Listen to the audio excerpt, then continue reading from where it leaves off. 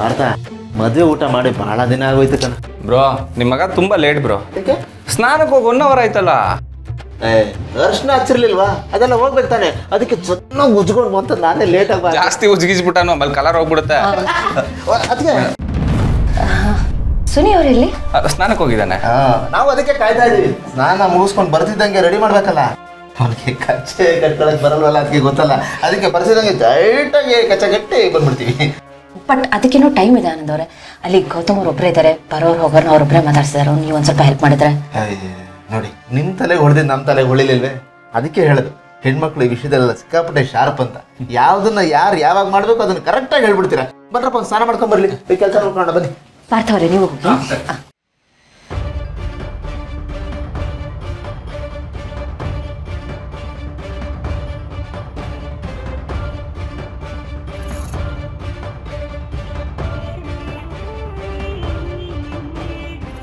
Simple Suni ಅಂತ.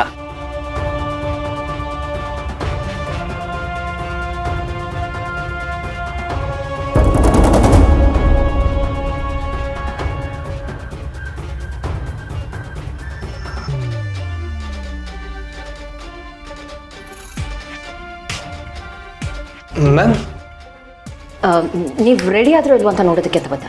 ಹಾಂ ma'am, ready ಆಗಿಬಿಡ್ತೀನಿ. ಎಲ್ಲರೂ ಇಲ್ಲೇ ಇದ್ರು, ಎಲ್ಲೋದ್ರು ಅಂತ ಗೊತ್ತಿಲ್ಲ. ಹಾಂ, ಆಚೆ ಹೋಗಿದ್ದಾರೆ, ನಾನು ಕಳಿಸ್ಕೊಡ್ತೀನಿ.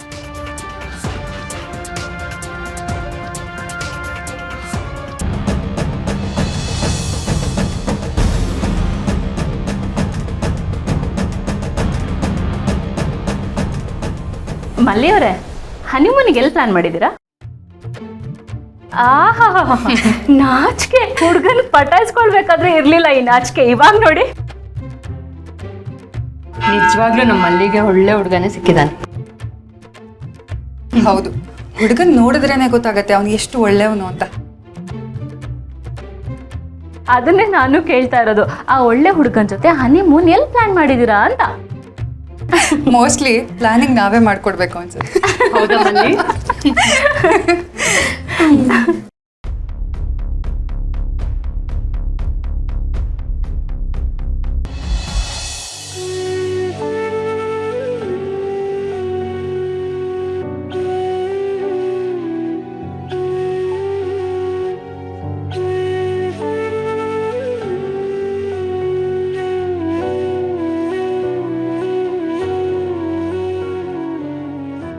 ಮಾಹಿ, ದೊಡ್ಡಮ್ಮ, ನಿನ್ನ ಮನಸ್ಸಲ್ಲಿ ಏನು ಓಡ್ತಿದೆ ಅಂತ ನನಗೆ ಗೊತ್ತು. ಯಾಕಂದರೆ ಒಂದು ಹೆಣ್ಣಿನ ಮನಸ್ಸಲ್ಲಿ ಏನು ನಡೀತಿದೆ ಅನ್ನೋದು ಇನ್ನೊಂದು ಹೆಣ್ಣಿಗೆ ಗೊತ್ತಾಗತ್ತಂತೆ. ಮಕ್ಕಳ ಬಗ್ಗೆ ಯೋಚನೆ ಮಾಡ್ತಿದ್ದೆ ಅಲ್ವಾ? ಯೋಚನೆ ಮಾಡಬೇಡ ಮಹಿ. ಆ ದೇವರು ಕೊಡೋ ಸಮಯಕ್ಕೆ ನಿನಗೆ ಬೇಕಾದದನ್ನೆಲ್ಲ ಕೊಡ್ತಾನೆ, ಬೇಡಿದ್ದಕ್ಕಿಂತ ಜಾಸ್ತಿನೇ ಕೊಡ್ತಾನೆ. ಆದರೆ ಅದಕ್ಕೆ ಸಮಯ ಬರಬೇಕು. ನಮಗೆ ಅವನ ಮೇಲೆ ನಂಬಿಕೆ ಇರಬೇಕು. ಆ ದೇವ್ರು ಯಾವತ್ತೂ ನಮ್ಗೆ ಅನ್ಯಾಯ ಮಾಡಲ್ಲಮ್ಮ. ಅವನು ಕೊಡೋ ಸಮಯಕ್ಕೆ ಸರಿಯಾದದನ್ನೇ ಕೊಡ್ತಾನೆ. ನಾನು ನಿನಗೆ ಹೆತ್ತಮ್ಮ ಅಲ್ಲದೆ ಇರ್ಬೋದು, ಆದರೆ ನೀನು ನನಗೆ ಮಗಳೇ. ನಿನಗೆ ನಿನ್ನ ಅಣ್ಣ ಗೌತಮ್ ಮೇಲಿರೋ ಪ್ರೀತಿ, ನಿನ್ನ ಅತ್ತಿಗೆ ಭೂಮಿಕಾ ಮೇಲಿರೋ ವಿಶ್ವಾಸ, ಗೌರವ, ಅದೆಲ್ಲ ನನ್ನ ಆತ್ಮಕ್ಕೆ ಗೊತ್ತಮ್ಮ. ನಮಗೂ ಅಷ್ಟೇ ನಿನ್ನ ಮೇಲೆ ಅಷ್ಟೇ ಪ್ರೀತಿ ಇದೆ, ನಮ್ಮವಳು ಅನ್ನೋ ಭಾವನೆ ಇದೆ. ಸರಿ, ಈಗ ಅದೆಲ್ಲ ಬಿಡು. ನನ್ನ ಮಗಳು ಯಾವಾಗಲೂ ನಗ್ನಗ್ತಾ ಇರಬೇಕು, ಖುಷಿಯಾಗಿರ್ಬೇಕು. ಸುನಿಲಾ, ಈ ರೆಡಿಮೇಡ್ ಕಚ್ಚೆ ಯಾಕೆ ಗೊತ್ತಪ್ಪ? ಎಂಗೇಜ್ಮೆಂಟ್ ಟೈಮಲ್ಲಿ ಪಂಚೆ ಹೊಡ್ಸೋ ಕೊಟ್ಟಲ್ಲ ಕಾಟ, ಅದರಿಂದ ತಪ್ಪಿಸ್ಕೊಳ್ಳೋಕ್ಕೆ. ಸ್ವಲ್ಪ ಮೇಲೆ ಹಿಡ್ಕೊಳ್ಳೋ.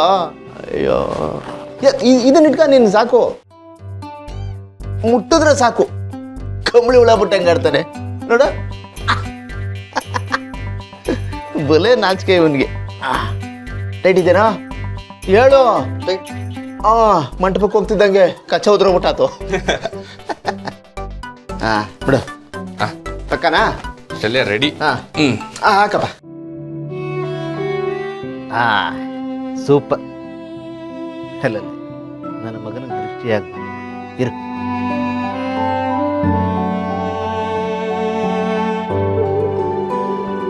ಈಗ ಹಾರ ಹಾಕ್ಬಿಟ್ರೆ ಮದುವೆ ಗಂಡು ರೆಡಿ. ಸುನಿಲ, ಈ ಮದುವೆ ಗಂಡಿಗೆ ಹಾರ ಯಾಕೆ ಹಾಕ್ತಾರೆ ಗೊತ್ತಾ? ಸಾಧ್ಯ ಇಲ್ಲ ಗೊತ್ತಿರೋಕ್ಕೆ. ನಾನು ಹೇಳ್ತೀನಿ ಕೇಳು. ಬಲಿ ಕೊಡೋಕೆ ಮುಂಚೆ ಕುರಿಗೆ ಹಾರ ಹಾಕ್ತಾರೆ ಗೊತ್ತಾ?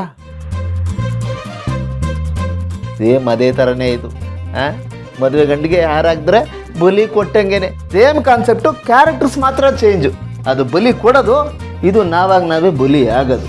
ಇದೊಂದು ಆಗ್ಬಿಟ್ರೆ ಎಲ್ಲ ಮುಗೀತು. ಖೇಲ್ ಖತಮ್, ನಾಟಕ ಬಂದ್. ಇದೆಲ್ಲ ಆಲ್ರೆಡಿ ನಿನಗೆ ಸ್ವಲ್ಪ ಹೇಳಿದ್ದೀನಿ ಎಂಗೇಜ್ಮೆಂಟ್ ಟೈಮಲ್ಲಿ. ಈಗ ಡೀಟೇಲಾಗಿ ಯಾಕೆ ಹೇಳ್ತಿದ್ದೀನಿ ಅಂದರೆ, ಮದುವೆ ಆಗಿ 1 ವರ್ಷ ಆದಮೇಲೆ ಪಾರ್ಟಿ ಮಾಡೋವಾಗ ನಿನ್ನನ್ನು ಬೈಬಾರ್ತಾನೆ, ಅವಾಗ ಹೇಳೋಕ್ಕಾಗಲಿಲ್ವಂತ, ಅದಕ್ಕೆ ಹೇಳ್ತಾ ಇದ್ದೆ. ನೋಡು ಸುನಿಲ, ಈಗ ನೀನು ಹಸೆ ಮನೆ ಮೇಲೆ ಕೂತ್ಕೊಂಡು ತಾಳಿ ಕಟ್ಟಿದೆ ಅಂದರೆ ಅಗ್ರಿಮೆಂಟ್ ಪೇಪರ್ಗೆ ಸೈನ್ ಆಗ್ದಂಗೆ, ನಿನಗೆ ನೀನೇ ಬೇಡಿ ಹಾಕ್ಕೊಂಡಂಗೆ, ನಿನಗೆ ನೀನೇ ತಲೆ ಕೊಟ್ಬಿಟ್ಟು ನಾನು ಬಲಿ ಆಗೋದಕ್ಕೆ ರೆಡಿ ಅಂತ ಶಾಸ್ತ್ರೋಕ್ತವಾಗಿ ಹೇಳ್ದಂಗೆ. ಓಕೆನಾ?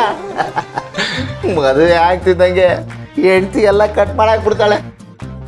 ಬ್ರೋ ಅದೇ ಇದಪ್ಪ, ಫ್ರೀಡಮ್ಮು, ಶಾಂತಿ, ನೆಮ್ಮದಿ, ಫ್ರೆಂಡ್ ಸರ್ಕಲ್ಲು, ಗಂಡಿಗಿರೋ ಒಳ್ಳೊಳ್ಳೆ ಹವ್ಯಾಸಗಳು, ಪಠ್ಯೇತರ ಚಟುವಟಿಕೆಗಳು, ಗೊತ್ತಲ್ಲ, ಎಲ್ಲ ಬಲಿ ಹಾಕಿಬಿಡ್ತಾಳೆ. ಸ್ವಲ್ಪ ದಿವಸ ಆದಮೇಲೆ ನೀನು ನೆಮ್ಮದಿಯಾಗಿ ಮಾತಾಡೋಂಗಿಲ್ಲ. ಬಾಯಿಗೆ ಬೀಗ ಹಾಕ್ಕೊಂಡು ಕೀನ ಅವಳೇ ಇಟ್ಕೊಂಡ್ಬಿಡ್ತಾಳೆ. ಏನಾದರೂ ಮಾತಾಡಬೇಕು ಅಂದ್ರೂ ಅಂದರೆ ಮಾತಾಡಬೇಕು, ಬೀಗ ತೆಗಿ ಅಂತ ಕೇಳಬೇಕು ಅವಳ. ಫಸ್ಟ್ ಡೇಯಿಂದನೇ ಹಂಗಿರಲ್ಲ ಕಂದ. ಫಸ್ಟೆಲ್ಲ ಡ್ಯೂಯೆಟ್ ಸಾಂಗೆ, ಜಾಲಿ ಜಾಲಿ, ಆಮೇಲೆ ಬರೀ ಪ್ಯಾಥೋ ಸಾಂಗು. ಯಾವುದಕ್ಕೂ ಗುಡ್ಲೆ ಒಳ್ಳೇದಾಗಿ ಹೆದರ್ಸೋರ್ಗು ಎದುರಿಸ್ಬಿಟ್ಟು ಇವಾಗ ಆಲ್ ದ ಬೆಸ್ಟ್ ಹೇಳ್ತಿದ್ದೀರಾ? ಇದು ಹೇಳ್ದಾಗಿದ್ರು ಆಗಿರ್ತಿತ್ತಪ್ಪ. ಏನಿದ್ರು ಎಂಡಲ್ಲಿ ಒಳ್ಳೇದನ್ನು ಬಯಸ್ಬೇಕು ಅಂತಾರಲ್ಲ, ಅದಕ್ಕೆ ಹೇಳಿದೆ ಅಷ್ಟೇ. ಯಾವುದಕ್ಕೂ ಗುಡ್ಲಕ್ಕಪ್ಪ. ಏನು ಸರ್, ಏನೇನೋ ಹೇಳಿ ಭಯ ಬೀಳಿಸ್ತಾ ಇದ್ದೀರಲ್ಲ. ಅಪ್ಪ, ನನ್ನ ಹಣೆಗೂ ಏನೇನೋ ಹೇಳ್ತಾ ಇಲ್ಲಪ್ಪ, ಇರೋದನ್ನೇ ಒಬ್ಬ ಅನುಭವಿಸ್ತಾನಾಗಿ ಹೇಳ್ತಾ ಇದ್ದೀನಿ ಕಣ.